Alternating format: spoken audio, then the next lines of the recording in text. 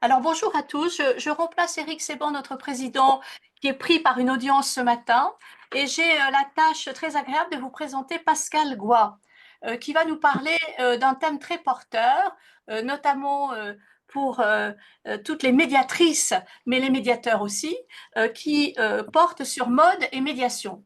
Alors Pascal, vous êtes une juriste internationale, vous avez le CAPA, vous êtes membre du barreau de Nîmes et vous avez une très expérience depuis plus Pensez de à 15 ans. excuse-moi Catherine, pensez Oui, s'il vous plaît à couper tous vos micros.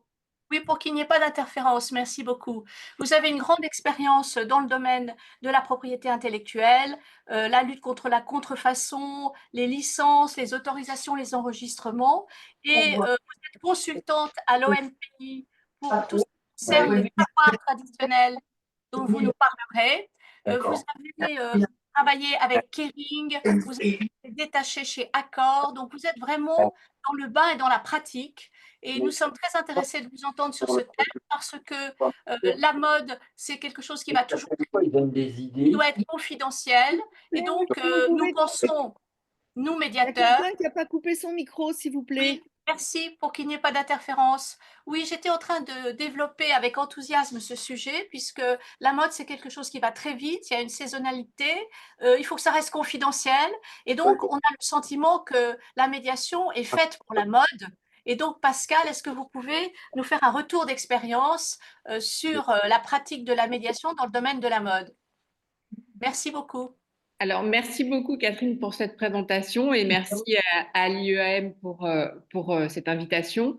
Alors, vous faire un retour d'expérience, ça risque d'être un tout petit peu compliqué mais en tout cas, je peux vous faire part de mes réflexions sur la médiation dans le domaine de la mode. Et comme vous l'avez très bien introduit, c'est vrai que la mode se prête, la mode au sens large du terme, donc qui comprend l'habillement, la maroquinerie, la cosmétique et le parfum, se prête, à mon avis, assez bien à la médiation pour les raisons que vous avez exposées. D'une part, parce que c'est un secteur qui est très exigeant en termes de créativité.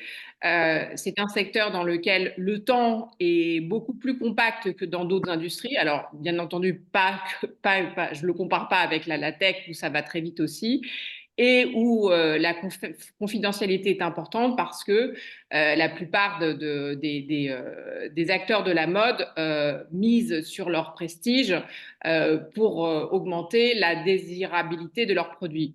Alors, l'autre point aussi qui est intéressant en ce qui concerne la mode, c'est que c'est un domaine dans lequel l'Europe excelle, et en particulier la France avec le label haute couture et sa grande activité de luxe, mais également l'Italie qui compte aussi des grands acteurs dans le domaine du luxe, mais aussi beaucoup de petites PME qui fabriquent pour la mode, l'Espagne et le Portugal, la Belgique aussi.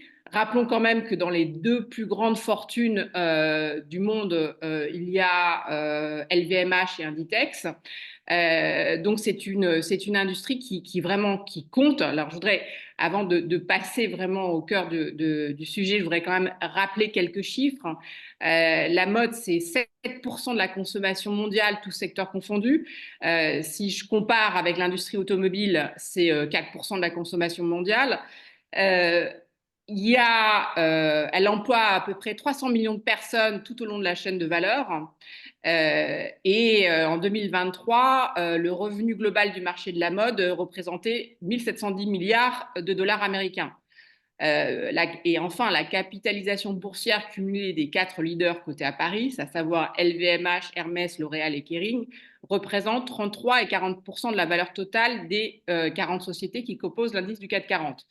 Donc voilà, c'est un domaine qui est particulièrement important et dans lequel, vous vous en doutez bien, il y a de nombreux conflits, à la fois nationaux et internationaux.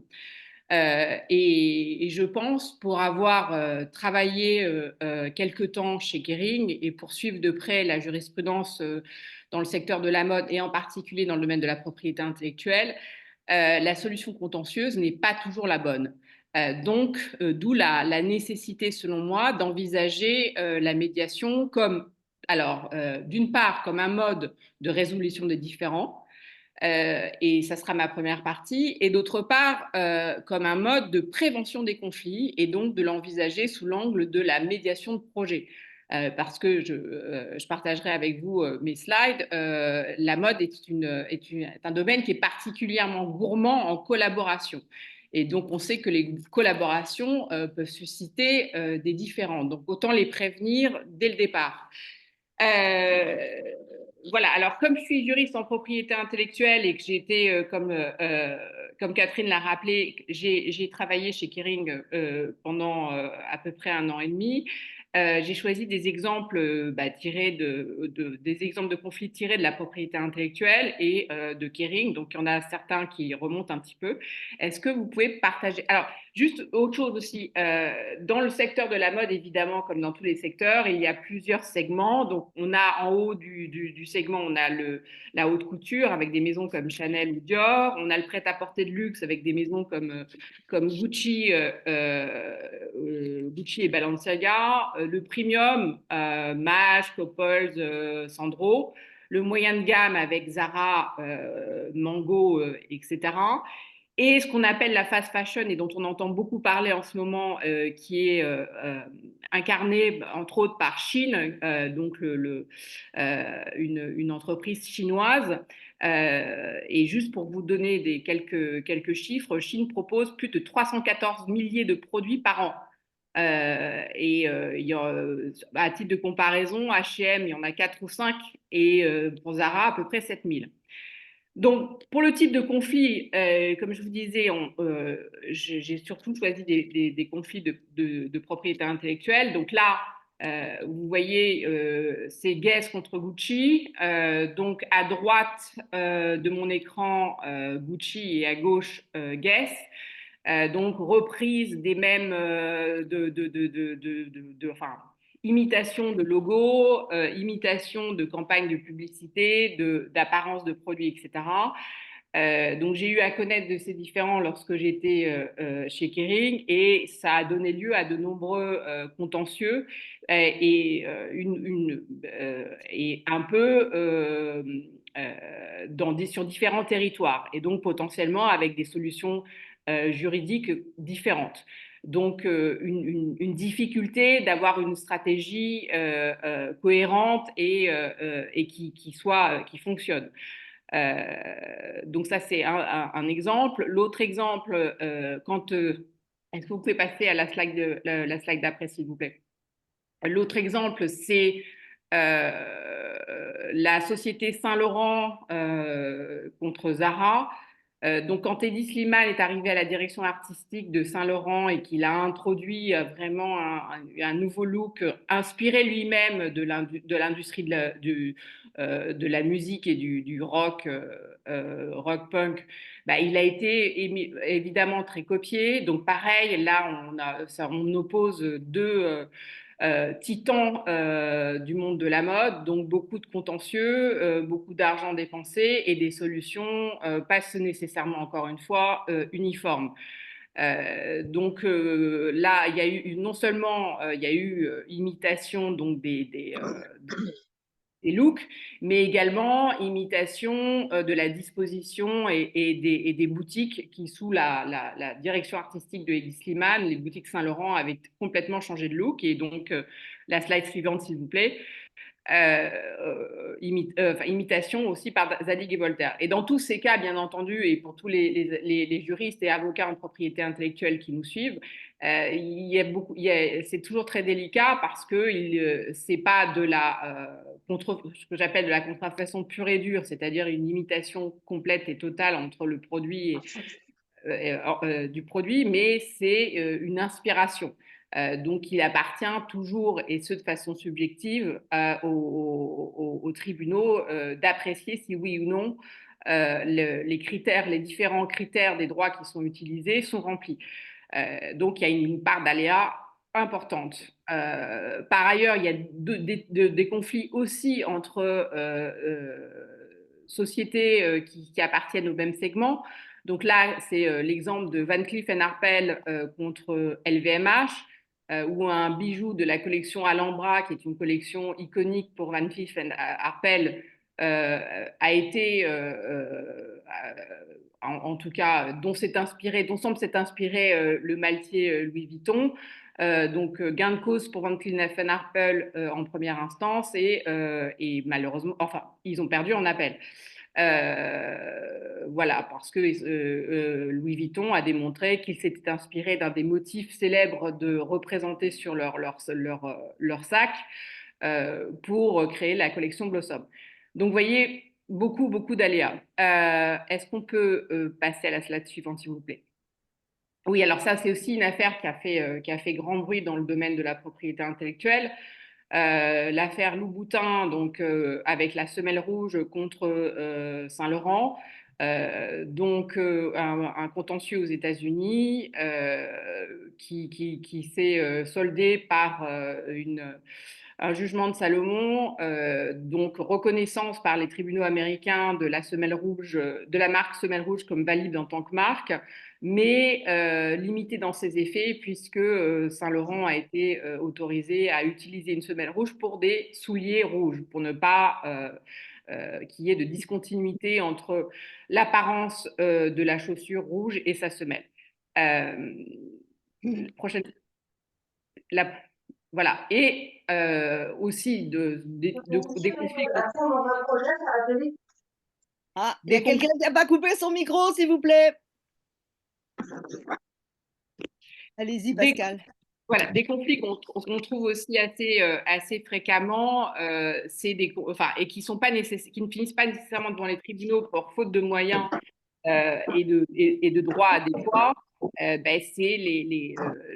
la reprise par Chine de modèles qui sont réalisés par de petits créateurs et qui peuvent malheureusement pas se défendre. Donc voilà, j'ai essayé de vous donner un petit peu un exemple de type de conflit qu'on pouvait trouver dans la mode. Évidemment, ce n'est pas exhaustif, hein. Il y en a tous les jours, il y a des conflits qui existent. Donc, qu'est-ce qui se passe dans ces cas? Évidemment, les droits de propriété intellectuelle sont convoqués, que ce soit droit d'auteur, dessin et modèle ou droit des marques. La difficulté avec ces droits, c'est que ils reposent sur des critères différents, que ces critères ne sont pas nécessairement appréciés de la même manière par les tribunaux français, ni même par les tribunaux étrangers. Donc, il peut y avoir comme je le disais tout à l'heure, un manque de cohérence dans l'application de ces droits, que par ailleurs, ces droits sont souvent, voire systématiquement remis en cause par la partie adverse. Donc tout ça, finalement, rend la stratégie de protection assez complexe et aléatoire. Mais surtout, ce qui est reproché à la solution de justice, c'est le manque de rapidité. Et les référés sont compliqués aussi à obtenir. Pourquoi? Parce que, comme je le disais, systématiquement, le droit sur lequel sont appuyées la protection de ces créations sont remis en cause par la partie adverse. Donc, voilà, est-ce qu'on peut passer à l'autre slide, voilà, l'autre encore, s'il vous plaît. La prochaine, voilà. Donc, des procédures judiciaires très longues et une insatisfaction de la part des titulaires ou des maisons de mode. Donc, dans ce cadre-là, pourquoi évidemment ne pas faire appel à la médiation? Parce que, d'une part, la médiation est déjà utilisée dans le cadre de la propriété intellectuelle et elle est notamment très pratiquée par l'Organisation mondiale de la propriété intellectuelle qui est basée à Genève, et ce depuis des années en ce qui concerne les conflits pour les noms de domaine. Donc Est-ce que vous pouvez couper le micro? Merci. Et les noms de domaine peuvent être certaines maisons de mode. Moi, à l'époque où j'étais chez Kering en 2013, elle en avait plus de 6500.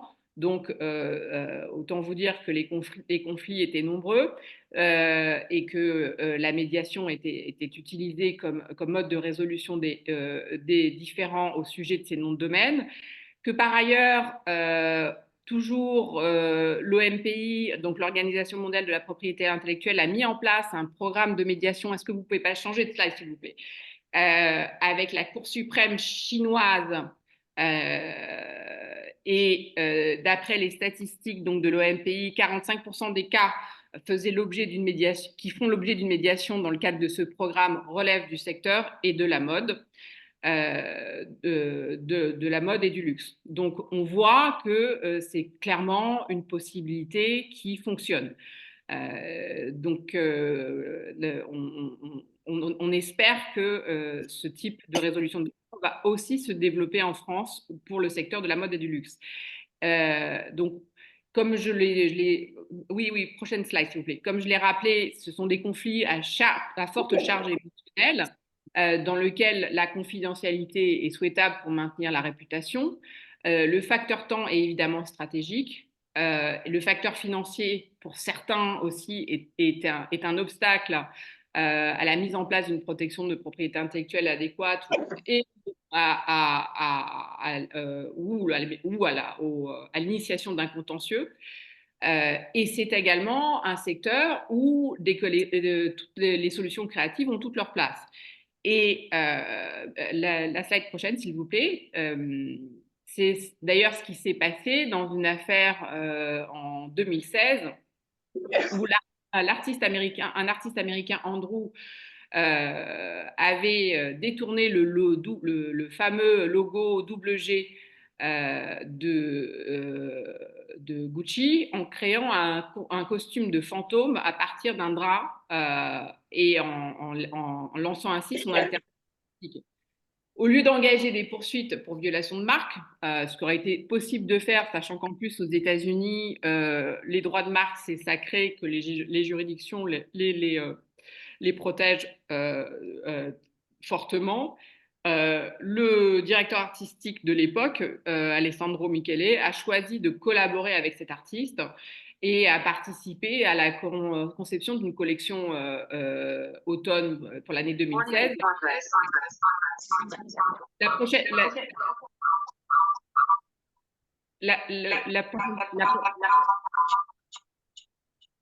la prochaine slide. Pardon, Jocelyne, tu peux couper toi-même le micro de Abu Dhabi, là, en cliquant droit sur sa photo. Mais c'est qui Abu Dhabi? Vidal, Abu Vidal plutôt. Ah oui.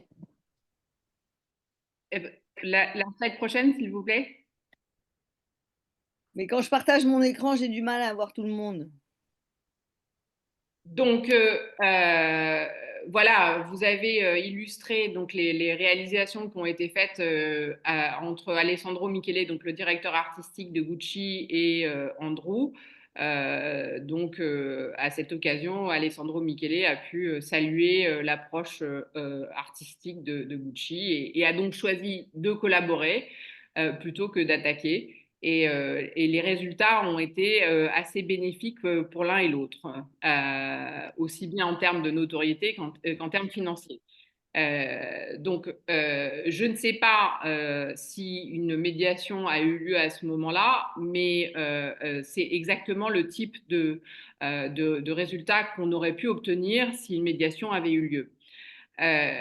Autre exemple, et là c'est une réflexion de ma part, le contentieux qui a eu lieu entre Christian Louboutin et la société Saint-Laurent au sujet de la semelle rouge aux États-Unis aurait pu, selon moi, être réglé par une médiation. Puisque c'était, et en témoigne l'article de Libération de l'époque, plagier ma semelle rouge, Pinot s'en fout. Donc, évidemment, très un contentieux très émotionnel de la part de Louboutin. Et je me demandais si réunir les directeurs artistiques des deux maisons dans une pièce et en présence d'un médiateur n'aurait pas pu aboutir à une collaboration. Et ce n'est pas une élucubration, puisque Louboutin, juste cette année, a collaboré avec la maison Margiela, qui est une autre maison de luxe, pour créer sa ligne de chaussures. Donc voilà, au lieu d'arriver à un jugement qui était somme toute alors satisfaisant pour Louboutin parce qu'il a reconnu la validité de la marque en tant que semelle rouge, mais beaucoup d'argent est dépensé pour un résultat finalement pas optimum. Autre exemple, l'artiste Zev qui a créé le logo Google Liquidated et dont le concept a été repris par la maison Givenchy. Donc, Givenchy a été condamné à payer 30 000 € de dommages et intérêts pour parasitisme. Pareil, est-ce que dans cette situation aussi, il n'aurait pas mieux valu que les deux parties se réunissent pour collaborer, ce qui aurait été satisfaisant, plus satisfaisant à mon avis pour chacune des parties. Alors, évidemment, un des avantages de la médiation, outre tous ceux que j'ai nommés précédemment, et vous le savez bien entendu tous, c'est de déplacer le conflit en dehors de la zone juridique pour créer un espace non juridique, ajuridique, qui permettrait, en plus des avocats, des juristes qui accompagnent les parties, mais d'ouvrir l'espace du conflit à d'autres et en particulier aux directeurs artistiques qui permettrait, selon moi, de souvent trouver des solutions auxquelles les juristes et les avocats ne pensent pas forcément. Donc, on a parlé aussi de la confidentialité.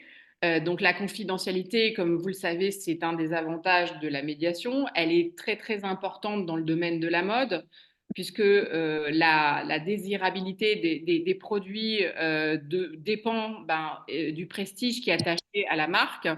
En outre, dans les litiges de propriété intellectuelle, il faut souvent partager des informations qui sont stratégiques, telles que les designs, les stratégies de marketing, les techniques de production, les informations financières.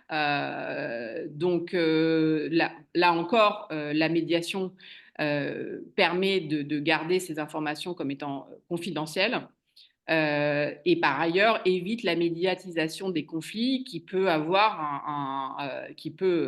grâce au réseau, enfin grâce ou à cause des réseaux sociaux, se propager très rapidement. Et un exemple pour illustrer ça, c'est alors ça ne s'est pas terminé en contentieux, mais ça a fait grand bruit à la fois sur les réseaux sociaux, mais aussi dans les médias traditionnels. Le conflit qui a opposé donc LVMH avec une communauté, un petit village de Roumanie au sujet d'une blouse roumaine qui vient du folklore local et dont s'était inspiré Louis Vuitton pour sa collection de croisière, il me semble. Et là aussi, c'est un domaine qui est particulièrement sensible, sachant que la mode s'est inspirée et continue à s'inspirer de folklore locaux, et qu'il est particulièrement délicat de faire la distinction entre appropriation culturelle et appréciation culturelle.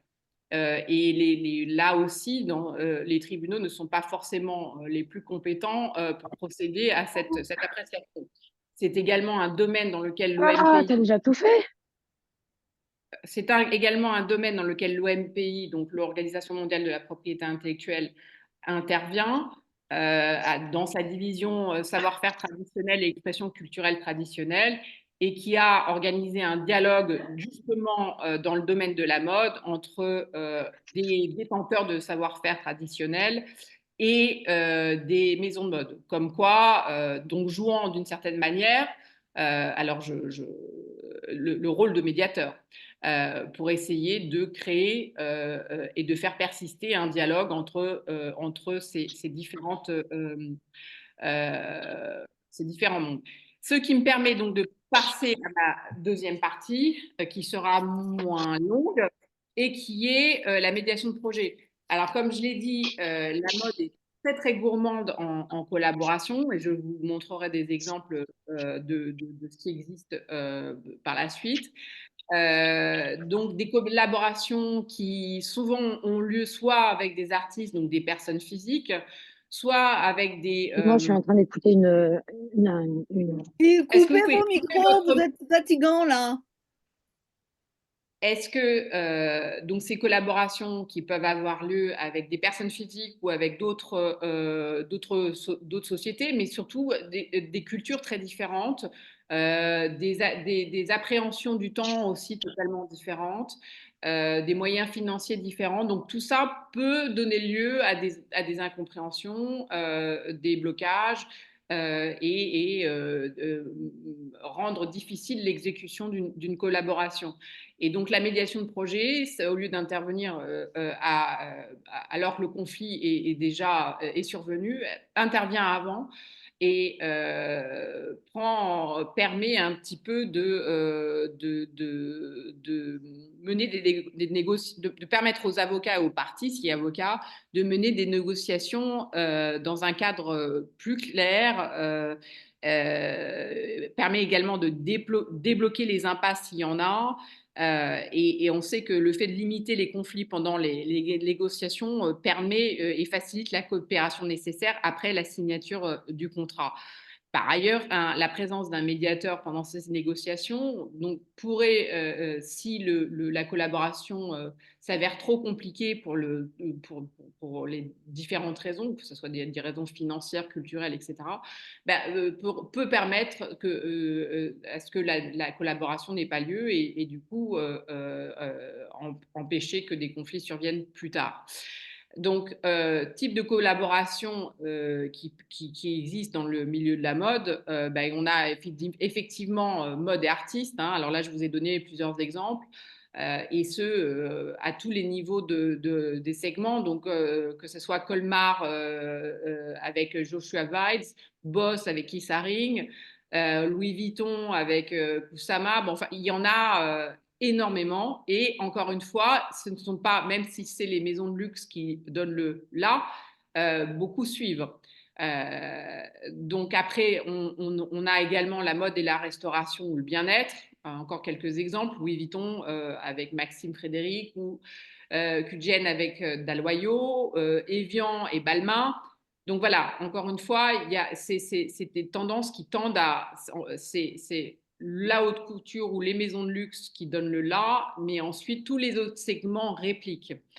On a aussi des collaborations entre marques de différents segments. Donc H&M est très friande de ce type de collaboration avec des créateurs. Mais on a un autre exemple, Sandro et Wrangler, ou Balenciaga et Crocs, Jacquemus et Nike. Je pense que Nike a aussi collaboré avec Dior. Donc voilà, et ce type de collaboration se multiplie. Mode et musique, pareil. Et enfin,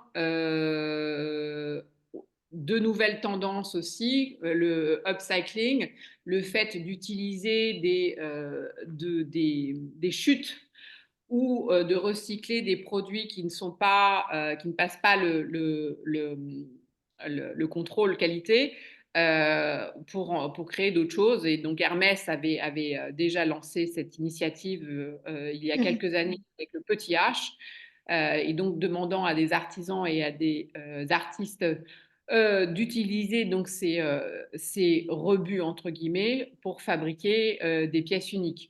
Patou est également en train de lancer cette initiative et je pense qu'il y en aura beaucoup d'autres compte tenu de défis écologiques qui concernent la mode. Donc là aussi, de nombreuses collaborations à venir. Évidemment, la mode et les influenceurs, ils font partie du paysage. On peut pas, on peut plus, plus faire sans eux. tout cas, il compte dans le paysage médiatique. Et là aussi, c'est source de conflits ou de collaboration. Donc, il y a un espace là également pour créer, pour faire intervenir des médiateurs. Enfin, et je ne vais pas dire surtout, mais enfin et de façon très importante, la mode et l'écologie. Alors, la mode est souvent critiquée parce qu'elle représente une part considérable de l'empreinte carbone des pays dans le monde et qu'elle consomme énormément d'eau. Là, je vous ai mis quelques chiffres. Donc, il va falloir qu'elle évolue vers plus de durabilité grâce à plusieurs leviers, notamment une transparence accrue avec un affichage dispositif de durabilité des produits pour informer les consommateurs, un investissement dans les technologies telles que la blockchain ou l'intelligence artificielle pour mieux gérer des chaînes d'approvisionnement complexes et de développement de modèles circulaires tels que le recyclage, réparation, location.